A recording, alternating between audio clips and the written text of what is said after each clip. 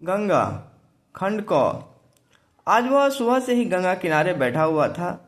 अपने जीवन काल में उसने पहली बार देखा था सूर्यदेव को उगते हुए गंगा के पवित्र जलधारा से। नवंबर का महीना था। सुबह के 8 बज रहे थे। वह लगभग 3 घंटे से एक ही जगह बैठा हुआ था। इस बीच कई लोग स्नान ध्यान कर पूजा पाठ कर चले गए और कई लोग अब भी इन सब में खोए हुए थे। कई बच्चे नदी में उछल कूद मचा रहे थे। सारा वातावरण वास्तव में पावन प्रतीत हो रहा था। आज से पहले उसने अपनी ज़्यादातर सुबह बिस्तर पर सोए सोए गुजारी थी। बेरोजगार होने के कारण उसे सुबह उठने का कोई भी उद्देश्य नजर नहीं आता था। वह आलसी होने के कारण बेरोजगार था या कि बेरोजगार होने के कारण आलसी हो गया था, यह कहना ज़्यादा मुश्किल था। उसकी ज़िंदगी धीरे धीरे अर्थहीन और बोझिल होती जा रही थी।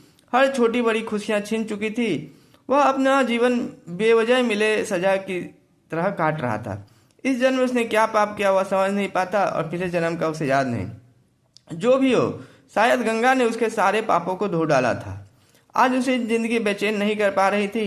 आज से लगभग 6 महीने पहले ही इसी जगह पर उसकी प्रेमिका ने उसे बताया था उसकी शादी कहीं और पक्की हो चुकी है। दोपहर का समय था। खिली हुई धूप थी। दोनों गंगा किनारे ही बैठे हुए थे। वह समझ नहीं पाया था कि वह क्या प्रतिक्रिया करे। संभवतः उसके अवचेतन मन को पहले से ही पता था कि यह एक न एक दिन होना ही था।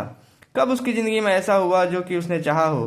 फिर भी उसे ऐसा लगा कि मानो कोई भारी भरकम ट्रक उसे टक्कर मारते हुए गुजर गई हो और वह इस टक्कर के बावजूद अपने जगह पर ही खड़ा रह गया हो, जिंदा। धक से फिर एकदम से सन्नाटा, शून्य और शांति। पेड़ों के पत्ते और अधिक जीवंतता से हिलने और फड़फड़ाने लगे। सूखे हुए पत्ते खड़खड़ाते हुए एक संगीत सा उत्पन्न करने लगे। गंगा की लहरों के ऊपर पड़ती हुई सूर्य की किरणें और अधिक चमचमाने लगी। ठंडी हवाओं के धीमे धीमे झोंके भी उसके चेहरे से टकराकर इस क्षण का गवाह बन जाने के लिए मानो प्रतियोगिता करने लगी। थोड़ी देर के लिए दोनों यूं ही बिना बातचीत किए हुए बैठे रहे। जिससे उसकी शादी होने वाली थी वह एक मल्टीनेशनल कंपनी में प्रबंधक के पोस्ट पर था। वह यह समझ सकता था कि वह अपनी प्रेमिका को यह नहीं बोल सकता कि चलो कहीं भाग चलते हैं या कि तुम ये शादी तोड़ दो, तुम सिर्फ और सिर्फ मेरी हो, तुम मेरे सिवा और किसी की नहीं हो सकती। मैं जान ले लूंगा या दे दूंगा पर तुम्हें किसी और की होने नहीं दूंगा। तुम सिर्फ मुझसे प्यार करती हो, तुमने साथ निभाने का वादा किया था। जैसा कि फिल्मों और किस्से कहानियों की दुनिया में होता है, यथार्थ की दुनिया अलग होती है, बिल्कुल ही अलग। यहाँ तो परिवार ही सब कुछ होता है। कल रात ही उसकी शादी हुई और कल रात को ही वह घर से निकला था। वह चाहकर भी गुस्से और हताशा से छुटकारा नहीं पा रहा था। धीरे धीरे हताशा गुस्से पर हावी होती जा रही थी। अंत में सिर्फ और सिर्फ हताशा ही शेष रही और कुछ भी नहीं। उसे अपने मन को समझाना चाहिए था। 1-2 सालों में वह सब कुछ भूल ही जाता, जिंदगी फिर से सही रास्ते पर आ ही जाती। लेकिन वह ऐसा ना कर पाया। उसका मन चकरघिन्नी की तरह एक ही जगह पर घूमे जा रहा था। वह लाख कोशिशों के बावजूद अपने मन को बहला फुसला नहीं पाया और उसने वह किया जो उसने कभी भी करने का सोचा नहीं था। खंड ख। वह सारा दिन गंगा किनारे ही रहा। उसकी भूख प्यास सब मर चुकी थी। जिस लालिमा के साथ सूर्यदेव ने आंखें खोली उसी लालिमा के साथ सूर्यदेव ने अपनी आंखें बंद भी कर ली। शाम के वक्त गंगा किनारे जो भीड़ जमा हुई थी वह धीरे धीरे छटने लगी। रात 7 बजे तक वहां कोई नहीं बचा था। वह समझ नहीं पा रहा था कि अब वह क्या करे, जाए तो कहाँ जाए। वह जोर जोर से चिल्लाकर रोना चाह रहा था पर वह ऐसा कर नहीं पा रहा था। ना चाहते हुए भी उसके कदम बढ़ चले अपनी प्रेमिका के घर की तरफ। कोई अनजानी सी शक्ति उसे उस ओर खींच रही थी। उसे विश्वास था कि उसकी प्रेमिका अब भी उसी से प्रेम करती है और उसने यह शादी परिवार के दबाव में आकर की थी। उसकी यह बदगुमानी ही उसे मंजिल तक पहुंचाने में ऊर्जा प्रदान कर रही थी। घर अभी सजा धजा था। 24 घंटे बाद भी पिछली रात हुई शादी की रौनक खत्म नहीं हुई थी। कई सगे संबंधी अब घर में अभी भी जमे हुए थे।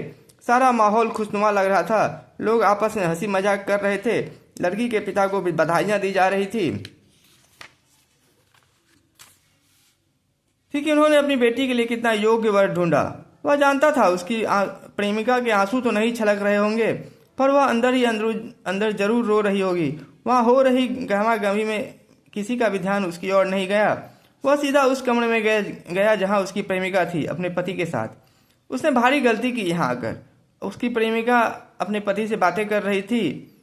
उसे अपनी प्रेमिका के सुंदर चेहरे पर दुख की एक हल्की सी भी लकीर नजर नहीं आई। वह खुश थी, मुस्कुरा रही थी अपने पति द्वारा किए गए किसी मजाकिया बात पर। वह नए लाल कपड़ों में पहले से भी कहीं ज्यादा सुंदर लग रही थी। दोनों एक दूसरे की तरफ मुंह करके साथ साथ बैठे हुए थे। उसकी भूतपूर्व प्रेमिका का एक हाथ अपने पति के हाथों में था। सारी दुनिया तो झूठी थी ही, उसकी प्रेमिका और उसका प्यार भी कुछ अलग नहीं था। वह ऐसा कुछ बोलने ही वाला था कि तुम्हें इंतजार भी तो कर सकती थी, तुमने धोखा दिया। दुनिया जिंदा लोगों की बात नहीं सुनती, मृत की बात कौन सुनता भला। जो शक्ति अब तक उसे इस दुनिया में बनाए हुई थी यकायक खत्म सी हो गई।